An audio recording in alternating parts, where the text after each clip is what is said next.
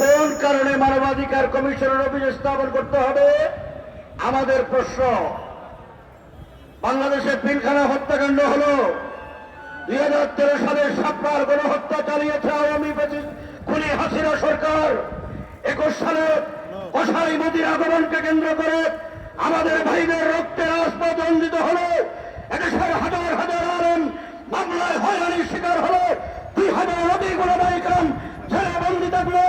জুলাই বিপ্লবের সময় আমাদের সন্তানরা আজকে যেভাবে গণহত্যার শিকার হয়েছেন, তখন এই মানবাধিকার কমিশন কোথায় গিয়েছিল?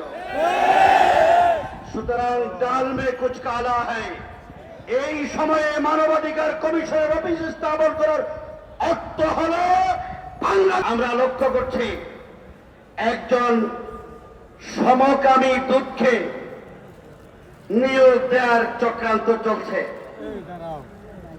আমরা সরকারকে মিডিয়ার মাধ্যমে জানিয়ে দিতে চাই, বাংলাদেশের ফৌজদারি দণ্ডবিধি 1860 ধারার 377 অনুচ্ছেদ অনুযায়ী অপ্রাকৃতিক যৌন সম্পর্ক বা সমকামিতা শাস্তিযোগ্য অপরাধ।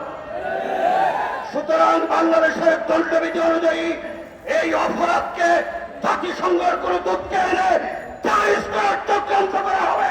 লড়াই হবে, লড়াই হবে। শেষ কথা হলো, আমরা অন্তর্বর্তীকালীন সরকারকে স্পষ্ট ভাষায় জানিয়ে দিতে চাই, বিদেশি কোন চক্রান্তের কারণে বাংলাদেশের স্বাধীনতা বিপন্ন হবে।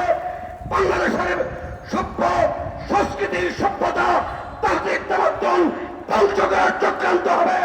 অতীতে যেভাবে ওলামায়ে কেরাম আন্দোলন সংগ্রামের মাধ্যমে তা প্রতিহত করেছে, সকল চক্রান্ত ইউনূস সরকার করুক, কে করুক, তাদের বিরুদ্ধে আমাদের প্রতিরোধের দুর্গ করে তুলতে হবে।